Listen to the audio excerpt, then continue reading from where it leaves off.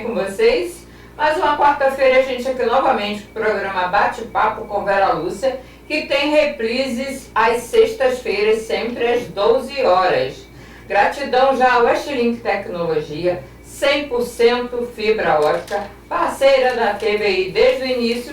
Quem quiser conhecer o trabalho deles, entre em contato pelo 0800 718 7875 ou 3952 5273. Acompanhe e assista também a TVI onde você estiver, diretamente no seu celular, no seu tablet ou na sua TV Smart, pelos aplicativos TV Digital, Orb TV, Unic TV, CX-TV, TV Box e no novo canal do YouTube, canal TVI Itaipuaçu. E também no site, que é o www.tvitaipuaçusemcedilha.com.br, onde você pode curtir, também compartilhar, se inscrever no nosso canal e também a Rádio Pix Web. Você conhece? Então, lá temos músicas sensacionais. Rádio Pix Web do Grupo TVI. Bom, se você tem um pequeno, médio ou grande comércio e quiser conhecer o nosso trabalho, entre em contato pelo WhatsApp ou telefone 021 99 412 8509 ou 99314 4124. Bom, hoje quem veio aqui bater um papo comigo, né, é ela que está aqui mais uma vez, a Cris Maia, nutricionista e voluntária na Escola Filantrópica Lar dos Pequeninos, localizada ali no Rincão Mimoso, em Itaipuaçu. Cris é natural do Rio de Janeiro e reside em Itaipuaçu há 25 anos. E hoje nós vamos falar sobre alimentação infantil e seus desafios. Vamos lá descobrir um pouquinho dessas dificuldades que toda mamãe tem, né? Fala pra gente, Cris, quais são os principais desafios que os pais enfrentam ao introduzir uma alimentação saudável na infância? Queria primeiro agradecer por estar aqui, muito obrigada, a equipe toda da TV Itaipuaçu. Bom, eu separei aqui cinco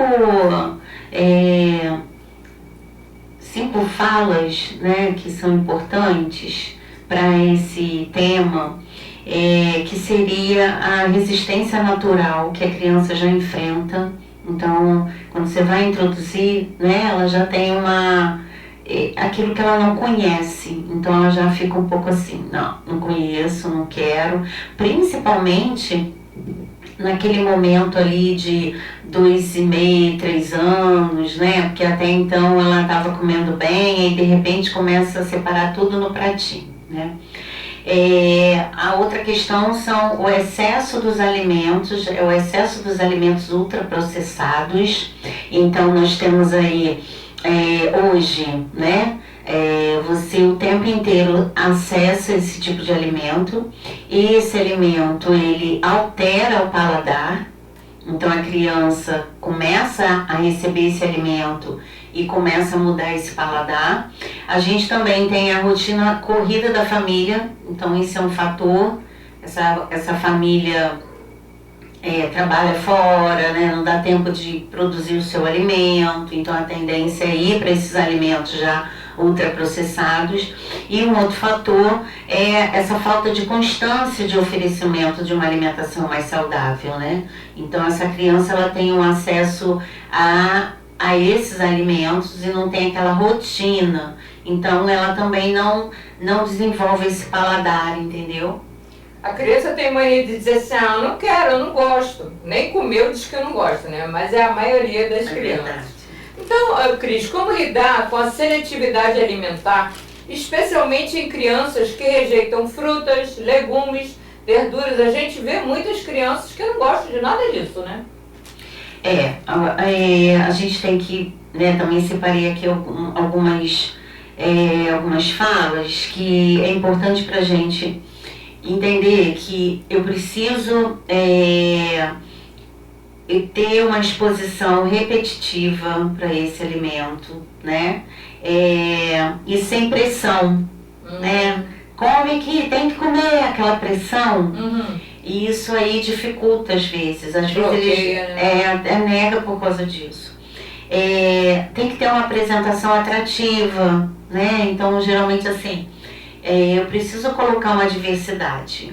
Um outro fator envolver a criança nesse preparo. Ah, vamos lavar os legumes, vem ajudar, né? Normalmente é a mãe que está nesse movimento, vem ajudar aqui a lavar essa beterraba, vamos lavar a beterraba, agora a gente vai ralar essa beterraba, vamos provar o gosto. Então esse movimento, que é tão educativo, tão importante, ele faz diferença no final. Oferecer pequenas porções, que às vezes você vem com aquele quilo de beterraba, né? Aí bota aquele negócio vermelho todo no prato, já nega. Então assim, um pedacinho, né? Um modelo do adulto, que eu separei aqui também, que é primordial. O que meu pai e minha mãe comem? Né? O que eu vejo, o que normalmente passa.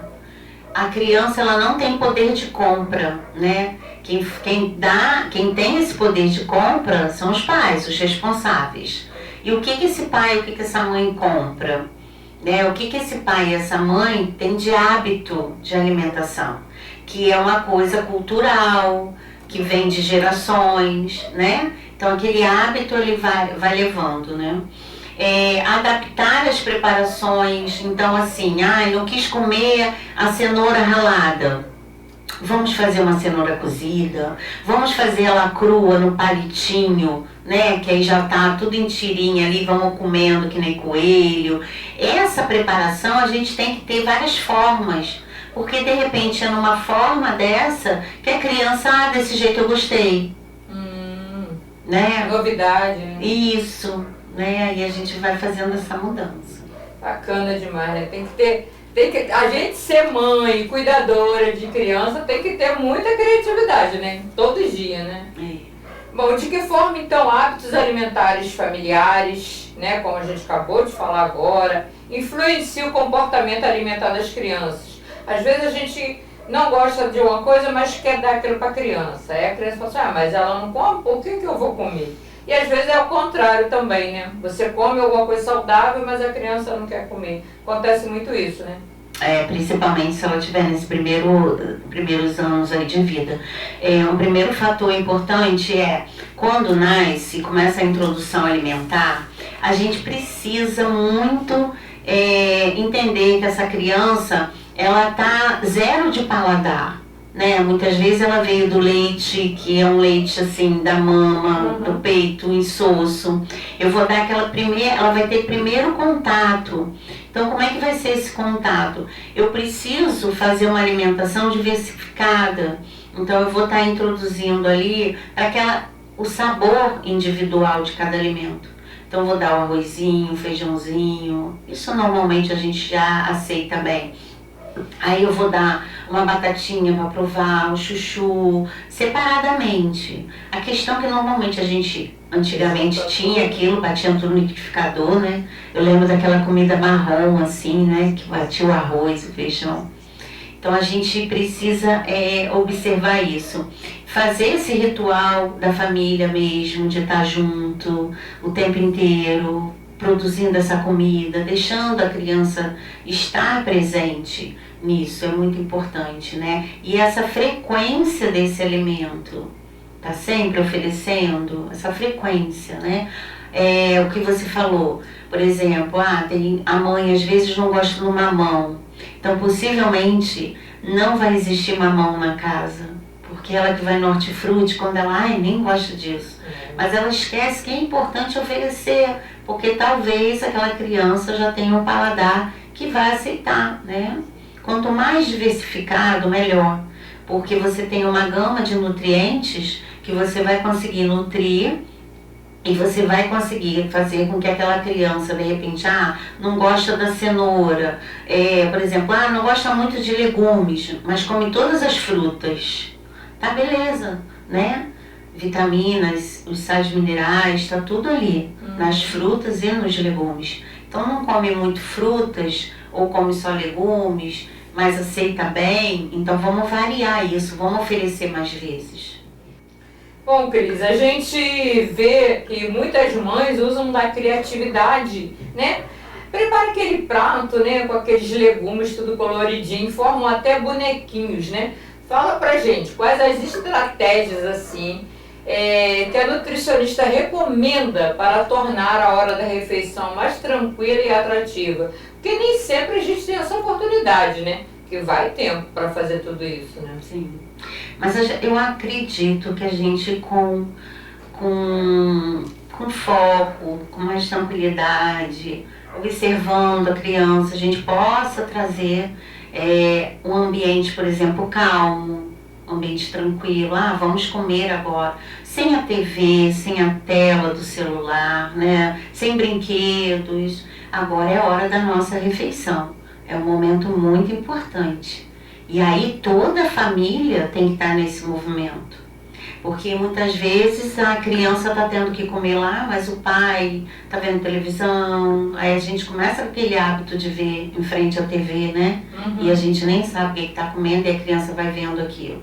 Tudo a criança observa, tudo a criança copia. O ser humano, ele copia o tempo inteiro, ele aprende através da observação. Então é importante o enfeite do prato. Hoje eu vou fazer diferente, vou fazer uma carinha, né? Vou, por exemplo, aproveitar o momento, já tá com fome, eu boto ali uma cenourinha, uma beterraba, vamos comer, botar um pratinho assim, antes do arroz, do feijão, né? Vamos comer isso aqui, quem tá com fome, fazer brincadeiras, né? Eu acho que isso traz essa leveza para a criança. Eu separei também aqui os pratos coloridos, né? Estimular a autonomia. Às vezes a criança quer comer botando a mão. Tá tudo bem, né? Porque daqui a pouco ela vai entender que é necessário com a colher. Mas essa autonomia dessa criança comer, e às vezes a gente não deixa porque a criança vai se sujar. Não vai comer. E aí tem que ser eu dando a comida. Essa resistência no sentido de não flexibilizar é ruim para a criança isso. Principalmente quando ela está com 6 meses, a partir do momento que começa a introduzir 1 aninho, até 2, ela tem essa necessidade ainda de comer com a mão, né? Não vou deixar que meu filho vai comer para sempre com a mão. Não, daqui a pouco vai passar, a fase passa, né? Tudo passa. Também coloquei aqui que é importante estar sempre servindo alimentos novamente. Meu filho não gostou do mamão. Tá, passa um tempinho e ofereço de novo. Eu não venho com aquela ideia de que, acabou, não gostou. Entendeu? Então a gente tem que estar sempre nesse oferecimento frequente. Deixa eu tentar, a última vez não gostou. Deixa eu mudar a forma, como eu falei, né? Mudar a forma da apresentação daquele alimento. Bom, a gente sabe que a Cris tem todo esse preparo porque ela trabalha lá na Instituição Filantrópica Seara do Amor e você cuida lá de quantas crianças, Cris? 30 e poucas, né? 35. 35. Vocês fazem todo esse preparo, assim? Sim, nós fazemos oficinas de culinária, que é uma coisa interessante também, né? Vamos fazer um bolo, por exemplo, bolo de beterraba, com cacau. Vamos fazer uma pizza vegetariana, né? E a criança, eles gostam muito, eles provam. Eles estão tendo acesso àquilo. E eles botam a mão na massa. Botam, eles fazem. A gente tem um pessoal que é da nutrição, são estagiários, e nós temos também a voluntária Marceles, que toda quinta-feira vai lá, é confeiteira, né? Então ela faz alguns quitutes lá que eles gostam, eles adoram. É muito bom. Show de bola, né? Agora, que sinais indicam, né, que a criança precisa de acompanhamento nutricional especializado? Isso já é um alerta, né? Sim. Como isso acontece? Então, a gente tem que observar esse perda de peso, o desinteresse pela comida, a rejeição excessiva, né? Não come de jeito nenhum, o choro, né? Isso aí já tem que ter um acompanhamento pediátrico, né? E olhar para essa criança também o que pode estar causando essa negação com o alimento. A forma que foi introduzida pode causar trauma, né? Essa rigidez no oferecimento do alimento. Ah, tem que comer isso e pronto. Às vezes ela ainda não está preparada para aquele tipo de alimento. Uma outra coisa que atrapalha muito, muito, muito é a questão da mamadeira. É mesmo? A mamadeira, principalmente, quando aquela criança já passou daquele prazo da mamadeira, já está na alimentação salgada e a gente vai, o próprio adulto, ele vai fazendo com que essa criança vá ficando viciada naquele bico. Então, tem crianças que vão toma 5 mamadeiras à noite. Nossa Senhora. Mas acontece. Crianças que acabou de comer, aí toma mamadeira. Às vezes a criança ficou doente, meu filho não quer comer nada, eu vou dar uma mamadeira. Tem que prestar muita atenção, a doença está indo embora, eu já volto com aquela introdução alimentar. Porque, de repente, você não vai conseguir voltar. Porque para ele é mais fácil, ele não precisa mastigar, né? Aquele líquido, e geralmente é doce, já tem um paladar mais para doce. Então, tem crianças que você introduz essa mamadeira, você não retira essa mamadeira e ela vai ficar viciada na mamadeira, né? Acabou de comer, não está com fome, não está com fome.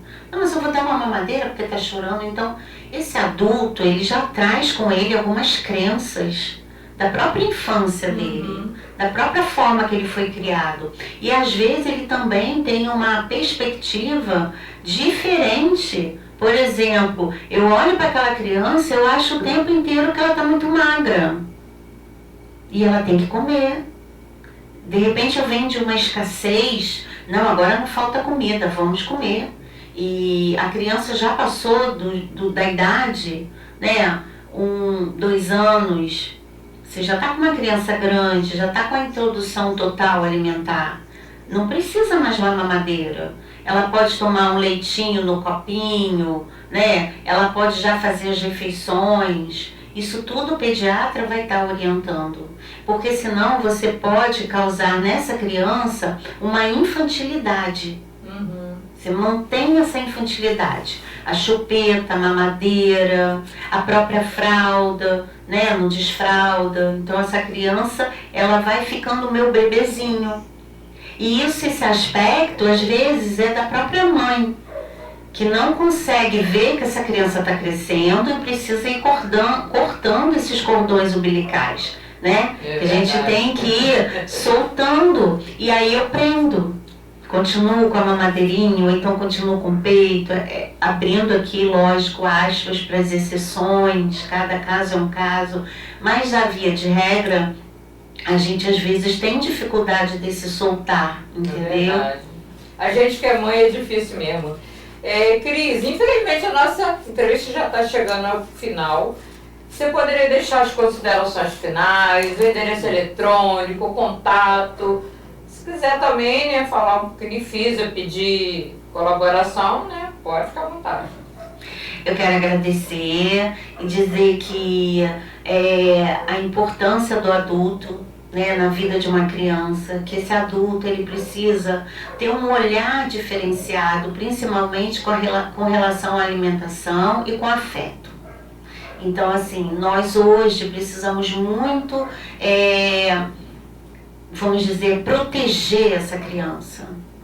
Proteger ela no sentido dessa alimentação, que muitas vezes eu ainda não consigo comer direito, né? E o meu filho acaba também não comendo. O excesso de açúcar, de alimentos doces, que cada vez mais a gente está sendo introduzido na nossa alimentação.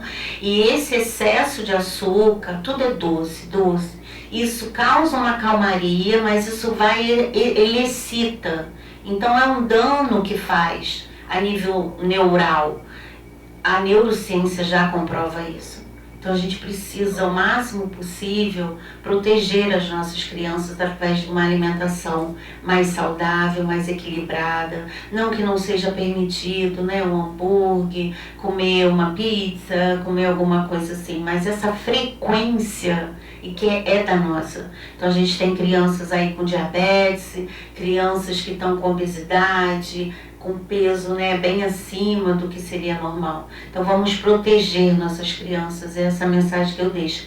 E para quem quiser conhecer a Escola Filantrópica Lar dos Pequeninos, a gente está aí no Rincão Mimoso, atendemos 35 crianças, aceitamos doações, voluntariado, que as pessoas hoje em dia, né, às vezes estão sem um trabalho ou estão trabalhando e tem um horário vago.